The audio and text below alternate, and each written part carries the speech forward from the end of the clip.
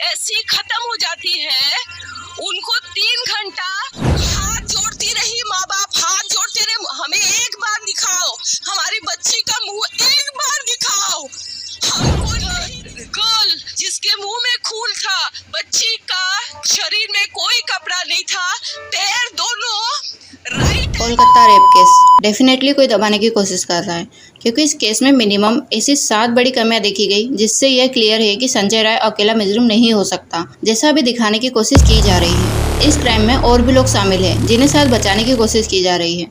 कुछ लोगों का कहना है कि हॉस्पिटल इस मुद्दे को दबाने की कोशिश कर रहा है, क्योंकि केस के सिर्फ 5 दिन बाद क्राइम सीन से 20 मीटर दूर कंस्ट्रक्शन का काम शुरू कर दिया गया, जबकि आमतौर पर क्राइम सीन को पूरी तरह से सील कर दिया जाता है। तो कुछ लोग कह रहे हैं संजय राय कोई पॉलिटिकल पार्टी का मेंबर है, इसी वजह से इस मामले को दबाने की कोशिश की जा रही है। आखिर यह सब क्या चल रहा है? क्या पुलिस और सरकार दोनों मिलकर इस मामले को दबाने की कोशिश कर रहे हैं? इस कहानी को जानने के लिए हमें शुरू से टाइम बाय टाइम इसे समझना होगा। 9 अगस्त को कोलकाता के आरजीकर गवर्नमेंट मेडिकल कॉलेज और हॉस्पिटल में एक 31 साल की पीजी डॉक्टर का अस्पताल के सेमिनार रूम में रेप करके उनका मर्डर कर दिया गया। टिम की हालत ऐसी थी कि उनकी आंख, मुंह और प्राइवेट पार्ट बुरी तरह से डैमेज थे और उनसे खून निकल रहा था। हादसे की रात उस डॉक्टर की 36 घंटे की ड्यूटी लगी हुई थी, जिसमें बेसिकली डॉक्टर्स को लगातार दिन रात इमरजेंसी ऑपरेशन केयर के लिए अस्पताल में ही रहना पड़ता है। जी हाँ, पूरे 36 घंटे के लिए। वहीं पर खाना पीना, नहाना, फ्रेश होना सब उन्हें हॉस्पिटल में ही करना होता है। उस रात भी 24 घंटे की ड्यूटी के बाद विक्टिम और उनके 4 साथी खाना खाने के लिए सेमिनार रूम में आए थे और नीरज चोपड़ा का मैच देख रहे थे।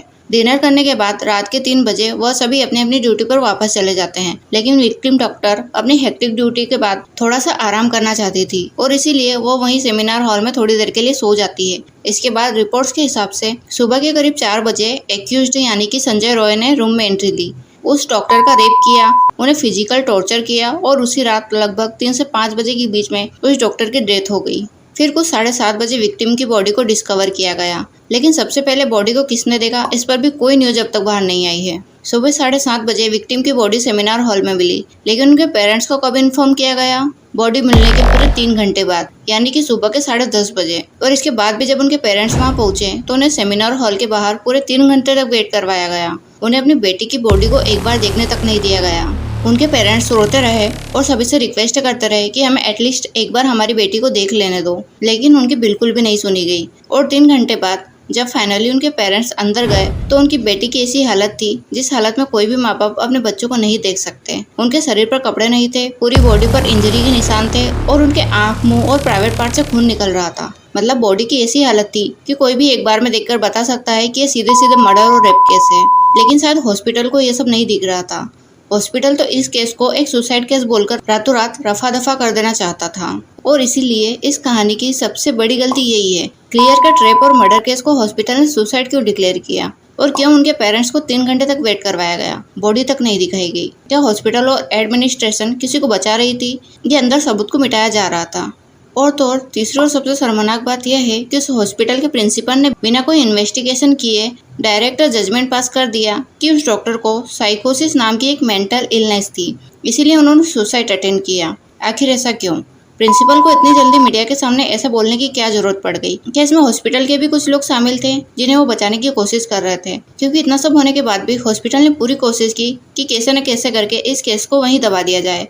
लेकिन जब ये बात उसी हॉस्पिटल के बाकी डॉक्टर्स और स्टाफ तक पहुंची तो वो इसके खिलाफ उसी समय खड़े हो गए और यह प्रोटेस्ट धीरे धीरे पूरे इंडिया में फैल गया। सोशल मीडिया पर भी यह मुद्दा एकदम से वायरल हो गया और फिर इसके बाद तो पोस्टमार्टम होना ही था। और जब पोस्टमार्टम की रिपोर्ट आई तब तो यह केस और ज़्यादा कॉम्प्लिकेट हो गया। पोस्टमार्टम की रिपोर्ट में साफ लिखा था कि डॉक्टर को बुरी तरह से सेक्सुअल असोल्ट किया गया। उनका एब्डोमेन, राइट हैंड और लिप्स पूरी तरह से इंजर्ड थे।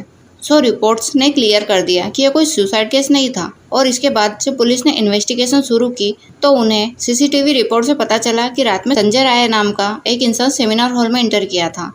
सेमिनार हॉल में पुलिस को एक ब्लूटूथ एयरफोन भी मिला, जो चेक करने पर संजय के फ़ोन से डायरेक्टली कनेक्ट हो गया। मतलब डेफिनेटली ये इंसान अपराधी था और इसीलिए पुलिस ने उसे तुरंत अरेस्ट कर लिया। और गेस व्हाट, उसने अपना क्राइम कबूल भी कर लिया। ये आपको कुछ अजीब नहीं लगा? खैर, ये संजय राय आखिर है कौन? तो यह पर्सन किसी भी तरह से हॉस्पिटल से कनेक्टेड था ही नहीं, ना ही यह कोई स्टाफ पर्सन था और ना ही कोई मेडिकल पर्सन था। बेसिकली संजय राय 2019 से सिविक वॉलेंटियर की तरह पुलिस के साथ काम करता था। सिविक वॉलेंटियर वो लोग होते हैं जो पुलिस को कुछ बेसिक काम जैसे ट्रैफिक मैनेजमेंट वगैरह में हेल्प करते हैं। लेकिन उसके बावजूद कुछ रिपोर्ट्स के हिसाब से संजय कोलकाता पुलिस की टी शर्ट पहन के घूमता था और उसने अपने बाइक पर भी कोलकाता पुलिस का टैग लगाया हुआ था। तो एक सवाल ये भी है कि जहाँ हॉस्पिटल्स में पेशेंट के रिलेटिव्स को भी बिना विजिटिंग आवर्स के एंट्री नहीं मिलती, वहाँ इस बंदे को रात के 4 बजे बिना किसी डॉक्टर के एंट्री कैसे मिल जाती है? वहाँ के सिक्योरिटी गार्ड ने इसे रोका क्यों नहीं? और इस पूरे इंसिडेंट की CCTV फुटेज रिलीज क्यों नहीं की जा रही? अगला सवाल, ट्विटर पर आरजीकर मेडिकल कॉलेज के स्टूडेंट वीडियो पोस्ट कर रहे हैं जहां वह दिखा रहे हैं कि क्राइम सीन से सिर्फ 20 मीटर दूर रिनोवेशन चालू कर दिया गया और पुलिस भी वहीं बैठी है, जबकि आमतौर पर तो किसी भी क्राइम सीन को दूर दूर तक सील कर दिया जाता है। तो ये जानते हुए कि वहाँ इतना बड़ा क्राइम हुआ है, फिर वहाँ कंस्ट्रक्शन चालू करने की परमिशन किसने दी? क्या ये जानबूझकर सबूत मिटाने के लिए किया जा रहा है? जबकि उस हॉस्पिटल के डॉक्टर्स का भी यही कहना है। एक और बात, संजय रॉय का कोई ये पहला क्राइम नहीं है। इस केस के कुछ हफ्तों पहले ही उसके अगेंस्ट एक फीमेल डॉक्टर के साथ मिसबिहेव करने की रिपोर्ट दर्ज हो चुकी है। ऐसी ही एक रिपोर्ट एक महिला ने 3 महीने पहले ही लिखवाई थी कि संजय उन्हें बार बार फोन कर परेशान कर रहा है और मिलने के लिए कह रहा है, लेकिन इस पर भी कोई एक्शन नहीं लिया गया। अरेस्ट के बाद से संजय रॉय के फोन में पोर्नोग्राफी वीडियो भी मिली और जब उसके पड़ोसियों से पूछताछ की तो उन्होंने बताया कि संजय की 4 बार शादी हो चुकी है और उसकी 3 वाइफ उसे छोड़कर चली गई है उसके एब्यूजिंग बिहेवियर की वजह से, और चौथी वाइफ की डेथ हो गई है कैंसर की वजह से। क्या यह अजीब नहीं है कि जब वो आदमी सेम हॉस्पिटल की डॉक्टर से बदतमीजी कर चुका है और उसकी हिस्ट्री भी कुछ खास नहीं है और उसके खिलाफ रिपोर्ट्स भी लिखवाई गई है, फिर उसके ऊपर कोई एक्शन क्यों नहीं लिया गया? क्या पुलिस कोई बड़ा क्राइम होने का इंतजार कर रही थी? इस कहानी में मुझे तो 7 बड़ी गलतियां दिख रही हैं जो बिल्कुल नॉर्मल नहीं है, और इसलिए पूरा देश देखना चाहता है कि अब इस केस में किसे बचाने की कोशिश की जा रही है। क्या इसके पीछे कोई स्ट्रॉन्ग पॉलिटिकल पार्टी है? क्या संजय को सिर्फ एक मोहरा बनाकर पुलिस के हवाले किया जा रहा है किसी और को बचाने के लिए?